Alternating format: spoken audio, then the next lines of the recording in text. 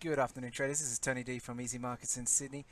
Just a little update here on what's happening. 3 days in a row, we've seen the US dollar starting to rally. Now, this is the first time in a while that we've seen uh, the dollar able to string together some consecutive wins, and you've seen this push through, especially with that stock market weakness. You've seen this come through on the euro breaking through 124, the pound breaking through 140, and dollar yen creeping higher back towards that 107 level. Still got some major levels to get past for the dollar yen to be out of the woods, but things are progressing quite well for the US dollar bulls at the moment, and the outlook is improving definitely in terms of where we are technically.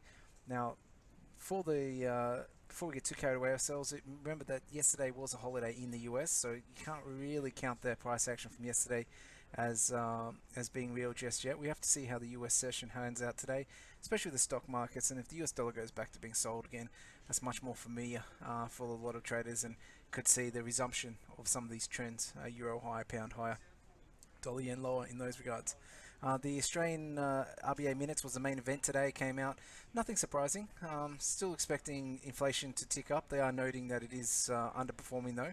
And so inflation is a big part of the puzzle here for the RBA raising rates, and for us to get them to see them raising rates later this year, we do need to see the market push higher. And so, the CPI push higher in Australia, and we haven't seen that just yet. The annualized trim, which is like the core CPI, you see in other countries, still at 1.6%. Need to get that up to 2% to really be threatening for the RBA to rate hikes later in the year. In terms of the pound, lots of news and headlines regarding those Brexit negotiations. They're still ongoing.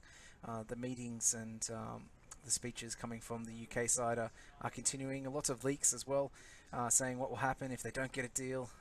So all this sort of media speculation. They definitely focus on the drama rather than on the success and positive outcomes. There's a lot more attention on what will happen if there's a negative outcome at the moment. So the pound is under a little bit of pressure, but for those who are looking at a deal being done, then the lower the better.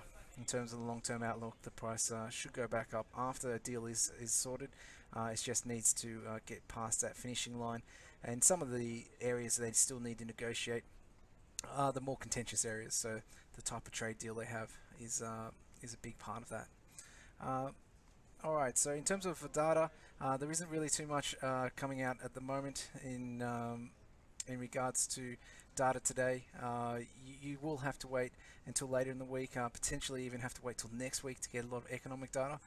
Most of what's important is just looking at the price action and seeing if the US dollar can maintain this strength. If the selling comes back in and tomorrow we're back above those key levels, then we have to be looking towards the resumption of these longer term downtrends in the US dollar and the long term uptrends in the euro and the pound.